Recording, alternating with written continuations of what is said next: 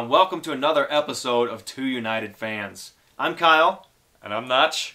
And from the bottom of our hearts, we want to thank everybody out there so much for the generosity that we saw through our campaign to raise funds and get new equipment for this podcast. Oh my god, it was huge. I mean, like, one day and we met our fundraising goal. Contributions are still coming in. Thank you, thank you, thank you so much.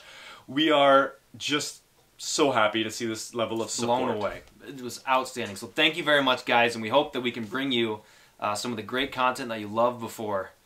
So on that note, we've got some great content today, I think. We both had a chance this past week to go up to Minnesota United's practice.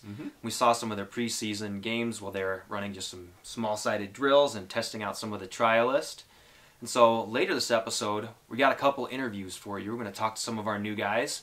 J.C. Banks will be here telling us about his indoor season and what brought him here to Minnesota United, as well as the new man Jonny Steele with his glorious beard. And it is a beauty. Yes. But we'll throw that towards the end of the episode, because before that, we've got some really cool news, I think. We're going to talk to someone who knows a little bit about the recent USL discussions that have been going on and how they've been considering going to a Division II status. So I think he's got some interesting things to say, and just to catch everybody up, if you don't know, the USL Pro was changed and rebranded to USL now. Has just cut the Pro out. And a little bit about that, you can look back at some of our previous episodes that we've done, and we talked a little bit about, from our understanding at least, why they broke up and kind of how that happened, and USL and NASL went their separate ways. Yeah. So you had a chance to talk with this individual this week. Yeah, I talked to Kartik Krishnaiyer. He's a longtime soccer journalist and blogger, you know, well respected in the soccer community here in the United States. He also served as NASL Director of Communications under Commissioner David Downs for several years, and he was there, you know, right after the split occurred. So he's been right in the thick of things as the NASL was getting on its feet. His perspective is, I think, really great to hear because, you know, last week we heard a lot of stuff from USL President Tim Holt. We heard a lot of stuff from NASL Commissioner Bill Peterson, and both of them were talking about what's going on today, what the leagues are going to do in the future. And a lot of what I wanted to ask Kartik was, how did we get here? How did this whole situation start? Because it used to be that USL was D2, and NASL took that position while USL Pro went to D3, and now we're doing the same gestures that we did in that History of the NASL episode where we talked about all this. Hopefully there's a link to that episode appearing right now that you can click on to watch. But without further ado, let's go to Kartik, and the two of us will be back with some analysis after his interview is done. Hey everybody, welcome back to Two United Fans. With me today is Kartik Krishnaiyer, former Director of Communications of the NASL, also an avid soccer journalist and blogger. Kartik, thank you so much for joining us today. Thank you. Great to be with you.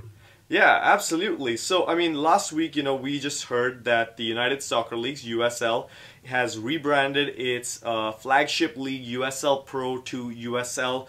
The president of USL announced that they have intentions to apply for Division II sanctioning from the United States Soccer Federation, sanctioning that is currently held by the NASL, the league that Minnesota United FC plays in. And for our viewers, there's an episode from last season that I'll add a link to on our YouTube page that you can view to get some history about the NASL and some of the background of where Division II in this nation has been.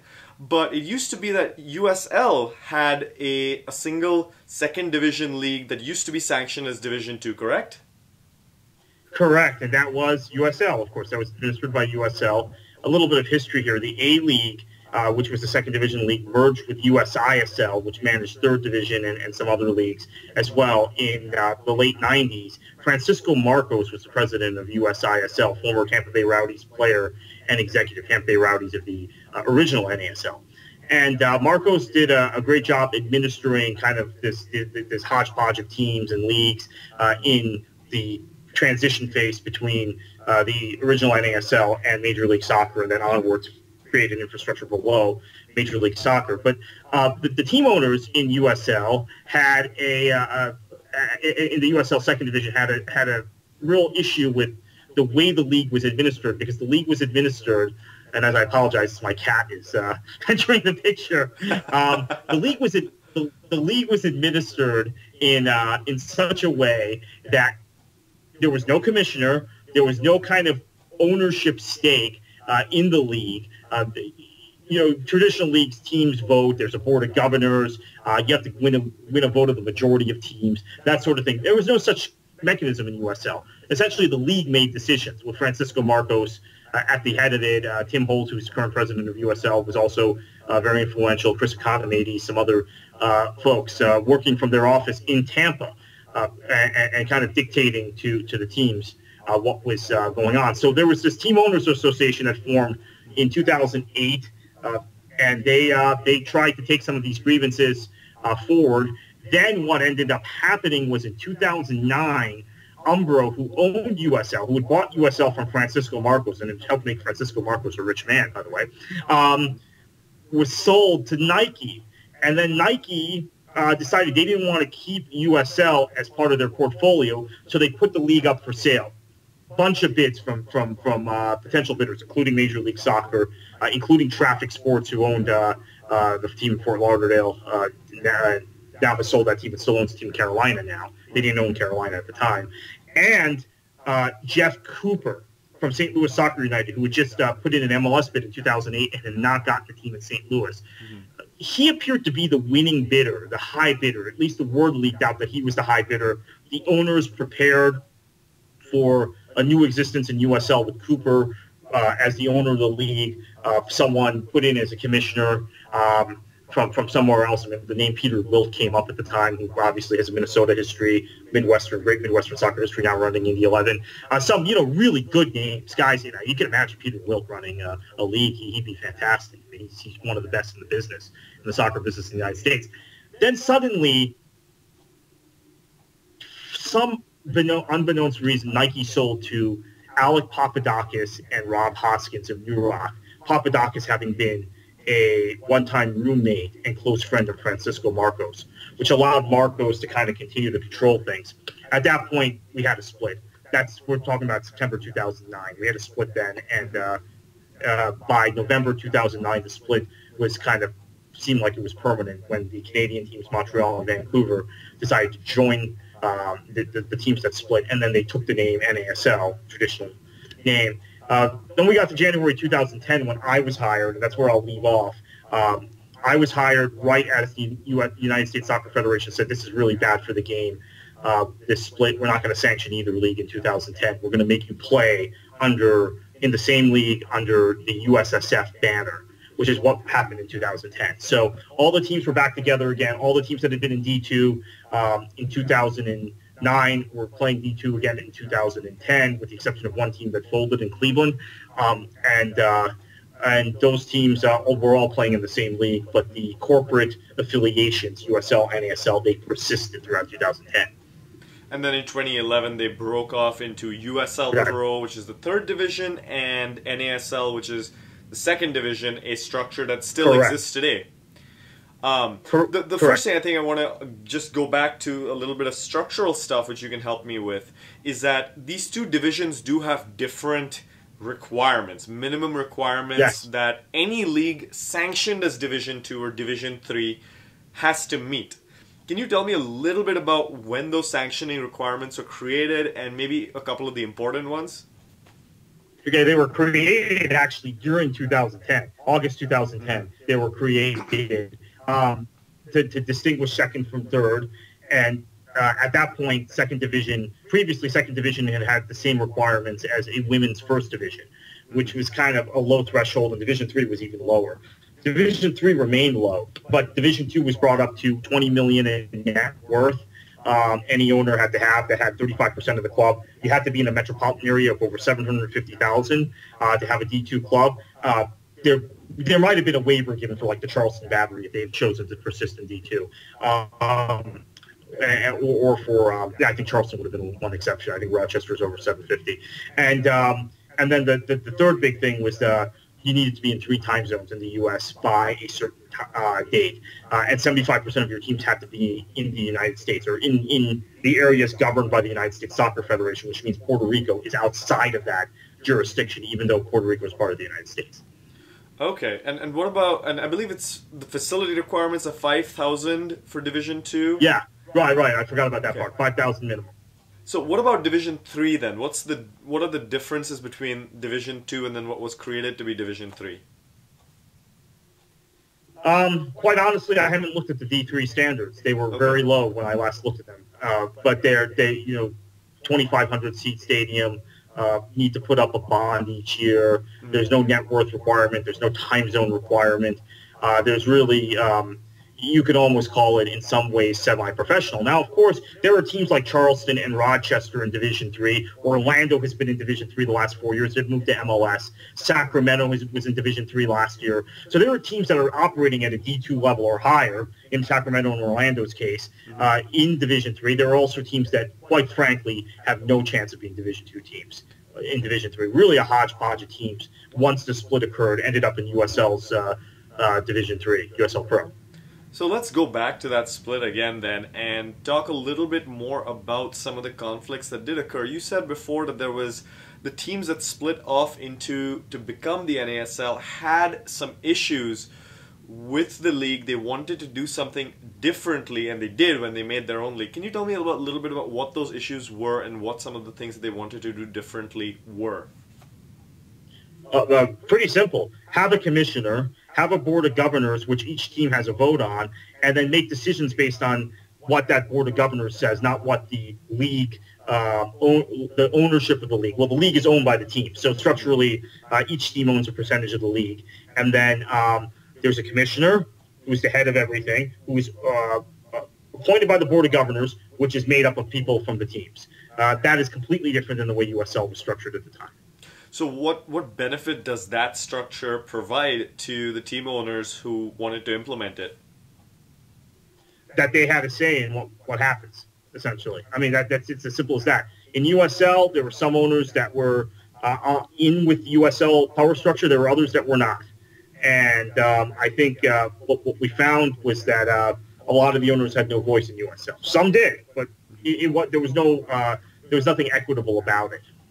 Got it. And were there things that, because the team owners didn't have control, they felt that there were some things that weren't happening that the way that they wanted was... I'm trying to find out where there was something they wanted to change. Even rules changes, revenue, signing of television deals, signing of a television deal, then telling the teams, hey, you need to spend X amount on video, you need to have these games on television, even though they had no stake in the negotiations of the television deal at the time with Fox Soccer Channel, which of course is now defunct. We're in a new age here in soccer in the United States with games on NBC and on big networks like that. But in those days, we were still dependent on like soccer-specific channels like Fox Soccer. And those sorts of things, video requirements, rules requirements. Even a lot of the teams felt like this is really amateurish, 5 substitutions. Why is there 5 substitutions in USL? Why are you playing Friday, Sunday? And really making it so that the league feels like an amateur league, because a team will play home games on a Friday and a Sunday against the same opposition in some cases. So going to a very traditional calendar also. Playing, well, not traditional in the sense that the European traditional calendar, but going to a traditional calendar in the sense that you have games every weekend and occasionally Wednesday games, like most major leagues have around the world. USL was not structured at all like that. Okay, got it.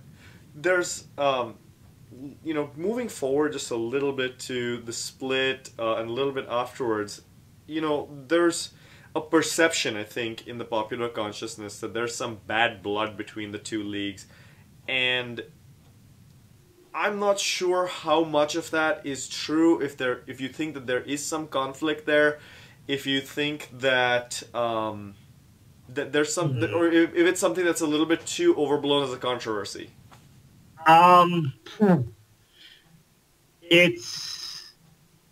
There's bad blood, but how strong the bad blood is a good question. I think Tim Holt is a very personable, likable guy, the president of the USL. And I think Holt shared some of the concerns of the team owners, to be quite frank with you, when Marcos was running USL. He's now driving the train more. So that's, I think that some of that bad blood has subsided. I think Traffic Sports had a lot of bad blood with USL. They are now just part of the NASL picture. They're not running the entire NASL picture, so that's That's kind of subsided. Jeff Cooper, as an owner in St. Louis, flamed out with his own team. He's not involved in NASL anymore. So that bad blood is gone. I think where there is some bad blood still is the whole concept of the partnership with Major League Soccer, and NASL had the opportunity. I don't know how much news I'm making here, because I know I've talked to reporters about this. I'm just not sure that they've actually written stories. But NASL had the opportunity to do a similar deal with Major League Soccer, negotiated for a long period of time. This encompasses a lot of the time I was working for the league, and then dropped it in pretty rapidly after the New York Cosmos joined the league, and then MLS went to USL, did the same deal, and there's some bad blood because of that. A lot of it is bad blood between NASL and MLS, quite frankly. What was the reasoning behind NASL not choosing to do what USL is doing today? I think, look, this is part of the reason I'm not there anymore. We had brought D2 to a higher level, and I speak of we when I was with the NASL under Commissioner David Downs, and I think we felt like affiliation with MLS would be a good thing. The New York Cosmos joining the league, I think, really made some of our owners think, you know what, we have the Cosmos. That's as big a brand as any brand in Major League Soccer. Historically, it's a bigger brand than any soccer brand in this country. We have the Tampa Bay Rowdies, we have the Fort Lauderdale Strikers, these other brands. And we're bringing in top owners like Bill McGuire in Minnesota, when we're able to take that club that was league-owned and bring in a guy who has MLS money. We really don't need to be a reserve league. We need to compete with MLS. Mm-hmm. I come down somewhere in the middle. I felt like affiliation with MLS was a smart thing, at least in the interim period, while we were before we got fully established, got to 16 teams, 18 teams, and then maybe you challenge them in some way, or you break the affiliation and compete in certain markets. At the same time, I don't think an out-and-out reserve league with reserve teams from all these MLS teams and every USL team having an affiliation with an MLS club is a good thing either. I think there's a happy medium between the two models that could have been struck at the D2 level. And instead, we're going to have probably two Division IIs next season with two completely different models, when the actual optimum thing would be to have a happy medium between their two models. I think someday it'd be really interesting to get yourself, that's a beautiful cat, and a couple of other people together to talk a little bit about the structure of U.S. soccer. This is a discussion I know Kyle and myself have wanted to have for a while, and maybe just thinking of a few hypotheses. But that time is not today. The counter is running down to where I think we should finish our conversation. Kartik, thank you so much again for joining us. Really appreciate it. Incredibly informative for myself, and I'm sure our viewers will think about it the same way. Great, thank you so much. And the history kind of explains what's happening now. So it's thank you so much for doing this and helping to bring some of the newer fans up to speed on what happened in 2009 and 2010. Absolutely. That's why we're making the show. So thanks again, Kartik. Appreciate it. Thank you. Bye. Well, I hope you guys enjoyed that interview with Kartik, and I know that I learned some things there that, really make sense in the context of what we know about USL and NASL already. For example, some of the pieces about how this split occurred because of the team owners wanting more autonomy than they had in the past. Really makes sense when you look at the way that NASL is structured to be a more autonomous entity with, the teams being more independent than MLS's single entity structure. So I guess it opened a lot of, it made a lot of sense given what we already know. Absolutely. Yeah, and I found it really interesting later in the interview when Kartik brought up the fact that, NASL was in discussions a while ago with MLS to be that partner that USL is now. So I think that brings up a lot of interesting hypotheticals about what the soccer world would look like if NASL had partnered with MLS. If that had really happened and the Cosmos brand, I guess would be a good way to put it, never stepped into the picture of NASL. The scary question, would Bill McGuire have stepped in and bought Minnesota United? Is the value proposition still there? I mean, would we be playing against Red Bulls 2, LA Galaxy 2 today? Yep. Would we see, you know, affiliate teams in our league? Would we have 14 or whatever the new number of teams that USL has this year? Would we see that number of new teams in our league? You know, this year NASL, or I should say last year when we talked to Neil Morris, one of the things he told us is NASL has been very dedicated about looking at their expansions, very slow at expanding the league. Would that still have been the case? You know, if this had gone through? I mean, this is just a really big question to answer about, and I think it brings up a lot of questions about the way soccer is structured in the U.S. It absolutely does, and something that we've discussed and would love to make happen, I think we're gonna shoot for it, is to get a group of, kind of a panel of 4 or so soccer journalists to sit down and really talk about the way that the current soccer landscape is laid out in America.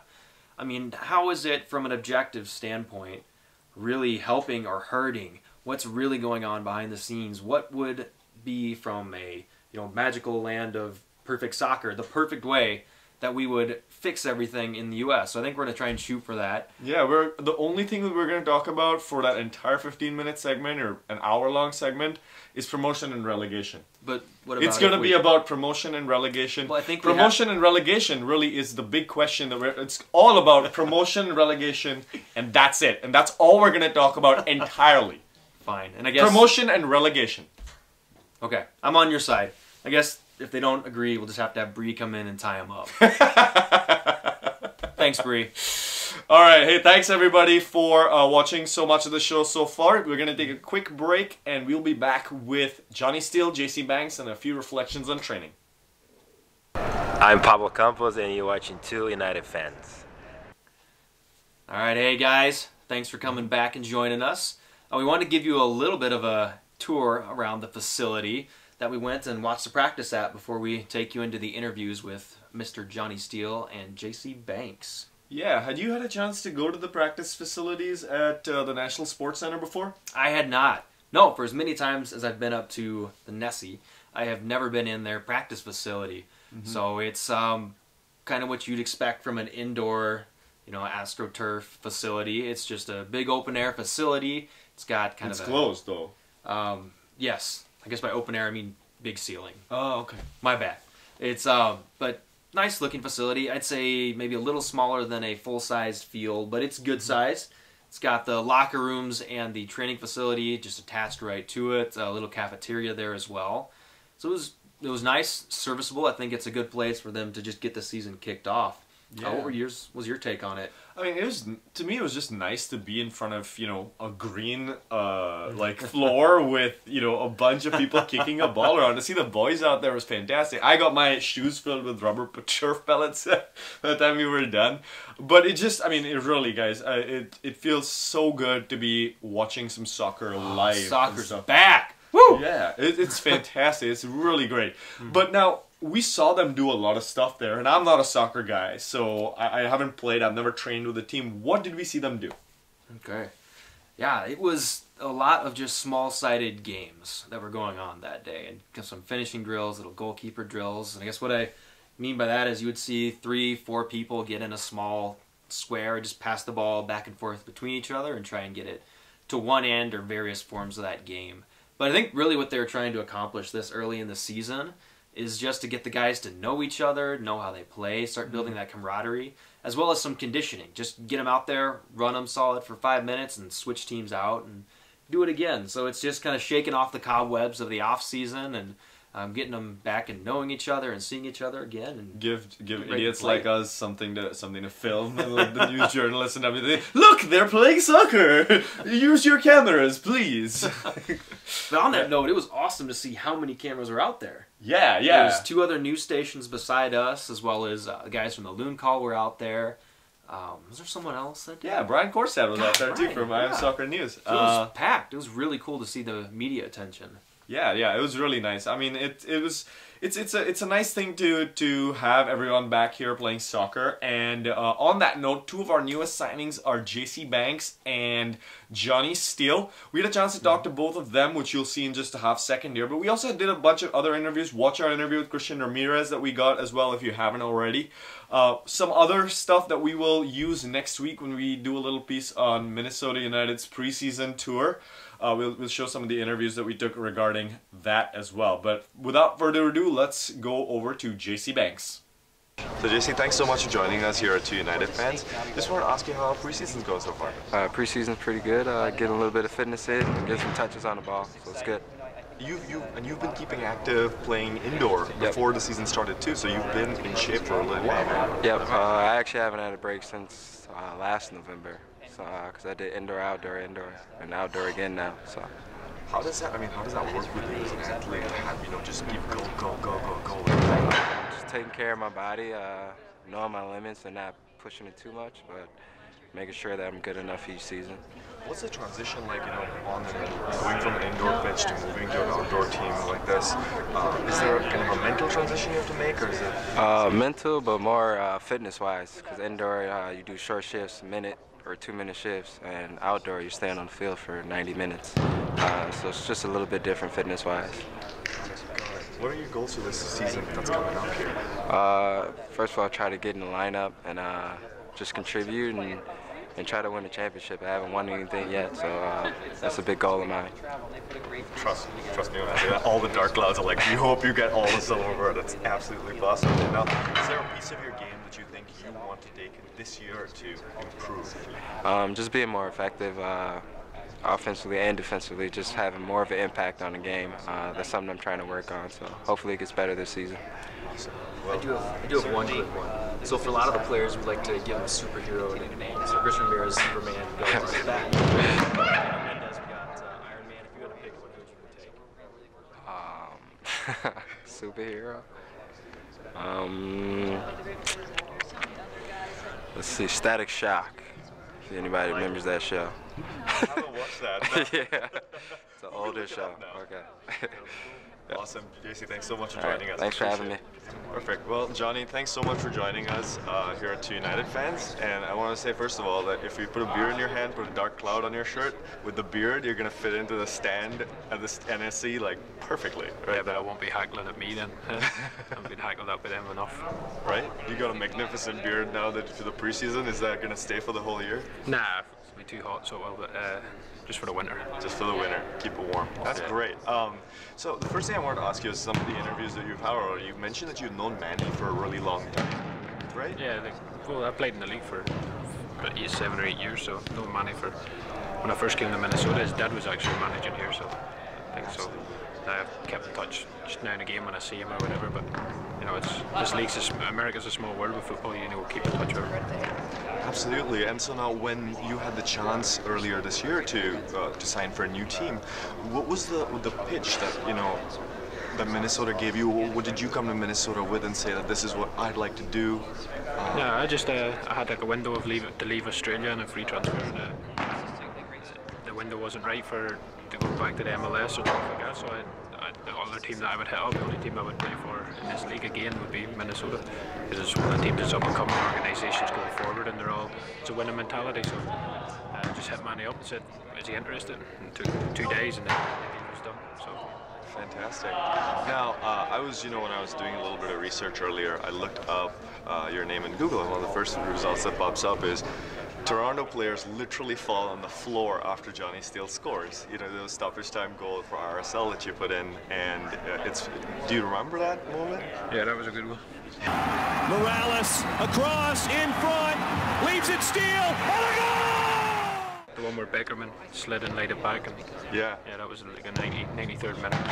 Do you remember your goals? Like when you scored, is that something that stays in your head, or some players tell me they black out? Yeah, obviously I remember them. Like right there and then, it's a bit of ecstasy, isn't it? You're just running around crazy, but after that you start thinking about them. Was it a good finish? Was it not? So, there's been a few. There hasn't been too many, but there's been a few. Fantastic. So the other thing I wanted to ask you is that you had the chance a couple of years ago to suit up for the national team. It's not often that we get to meet people who've had that opportunity, and you've played 3 games so far? Yeah, that was last year. Last year? In May, so yeah, went to Turkey, went to Uruguay, and went to Chile, so good opportunity, and a dream come true. So every player's dream is to play for their national team. So it was exciting, you know, good for my family, good for my son, and a good achievement. Absolutely. What does it feel like to be there pulling over the national team shirt over your head and then, you know, stepping onto the field for that first minute or two? Yeah, obviously. There's no words to describe it. Especially any soccer player that grows up and wants to play professionally. And when you play professionally, you want to represent your country, so it's a dream come true. Absolutely. And for your career, you know, when you think about the moments that you've had in the past, are there particularly like good moments that you turn to in your own mind that you remember as particularly fond memories? Maybe a goal, maybe a game, anything like that? Just goals I set in life, achieving goals, you know, like 16 or 12 years old, wanted to be a professional footballer, moved to England at 15, then came to America, wanted to be the best in the league, got MVP of the league, go to the MLS, went to the MLS, played for my national team, did that, so it's achieving goals, and that, you know, that shows you the work you're putting in. There's a light at the end of the tunnel. So what's on the bucket list? What's on Jonny Steele's bucket list for the future? Like, what's the next goal now? Go to Brazil. So, that's gonna be fun. He's gonna do that pretty soon. Yeah, it'll be a nice one. It's on the bucket list, but the bucket list here is just to come, get back to enjoying football. I haven't really enjoyed it last year, and get back to enjoying football and bring a championship to Minnesota, or a couple of them. So, what's the key to for you to enjoy yourself, like you're saying this year? Nah, it's just getting back to playing football and not worrying or stress of stuff out of football, and that's why I'm here. Hopefully I get that. Well, I'm getting it back now anyway, and it'll take a few weeks for me to get sharp, but I'll be back. Excellent. Jonny, thank you so much for joining us. Really do appreciate it. No problem, mate. Thank you. All right, guys, we hope you enjoyed our show today. Talked a little bit to some of our new players, as well as a very interesting interview with Kartik. So we want to say one more time, thank you so much for all the donations, and we're really going to put it to use. We've already got our new computer ready to roll, and we're looking at a lot of other equipment just to keep this show coming to you guys and make it better and better every single week. Absolutely. A new audio quality, new lights coming up, all because of you. Thank you so much. Please watch the credits to see who contributed. They are really wonderful, wonderful people. Also, if you haven't already, subscribe on YouTube to our channel, subscribe to our feed on Twitter, like us on Facebook, all places that we post some photographs, ruminations, updates about when our next episode's coming out, and of course, the new episode itself. So, anyway, thank you so much for watching. Have a great rest of your week, and we will see you next time.